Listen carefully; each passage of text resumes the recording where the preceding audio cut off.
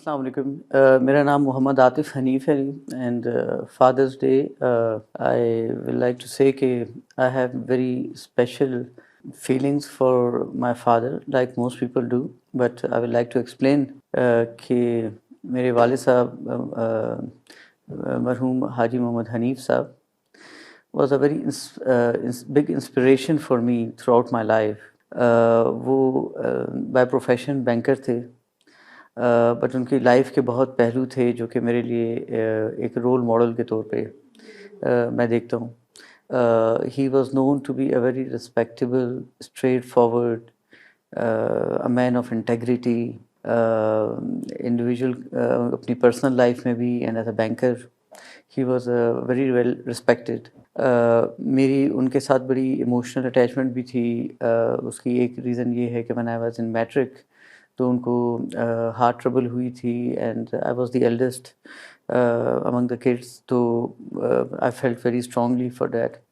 مجھے انہوں نے پڑھنے کے لیے باہر بھیجا، تو ابھی میری اسٹڈیز بالکل ابھی میرا رزلٹ بھی نہیں نکلا تھا، تو ان کے کہنے پہ I came straight from US to Peshawar and settled in Peshawar because I wanted to be with my parents. تو I think one of the best things I did ان سے دور نہیں رہا. اور ون آف دا ٹریجرز جو کہ میں اپنی لائف کے دیکھتا ہوں and I compare my self with all those friends and my contemporaries جو کہ اس وقت میرے ساتھ باہر پڑھتے تھے، جو کہ باہر رہ گئے. وہ فائنینشلی تو شاید بہت پراسپر کر گئے ہوں گے، لیکن I have absolutely no regrets. مجھے الحمد للہ I had a very good profession as well and a very good life as well, and the credit goes to only one thing. Naturally اللہ کی جو تھی اس میں رضا تھی، لیکن جو اللہ کی رضا بھی جو ہوتی ہے آئی انڈرسٹینڈ کہ اس میں والدین کی رضا اور والدین کی دعا جو ہے وہ بہت میٹر کرتی ہے. تو میری لائف کا ایک بڑا امپورٹنٹ پہلو یہ رہا ہے کہ میری زندگی کے امپورٹنٹ ڈیسیجنس جو تھے وہ میں نے اپنے فادر کے اوپر اور مدر کے اوپر چھوڑ دیے تھے. تو میرے والد صاحب نے جو ڈیسیجنس میرے لیے لیے میں نے اس کو بالکل تسلیم کیا، and that is I feel very satisfied, including میری ایجوکیشن باہر، پھر مجھے واپس بلانا، پھر ایون دو میں professionally I was looking at all options, but then I join the same profession جو میرے والد صاحب کا تھا، بینکنگ، اور جس کا مجھے جو ہے ایک بہت بڑا ایڈوانٹیج رہا، بیکاز میں بچپن سے گھر میں دیکھتا آیا ان کو، ان کا لائف سٹائل، ان کا جو سوچ تھی، جو جس طریقے سے وہ سوسائٹی میں ان کو ایک مقام حاصل تھا، تو مجھے اس کا بھی نیچرلی ایک رول ماڈل کے طور پہ میں نے ان سے بہت سیکھا. لیکن امپورٹنٹ بات یہ ہے کہ he was a man of very strong principles and integrity, اور something that I cherish کہ میں نے ان سے جو ہے اپنی لائف میں لیا ہے. اور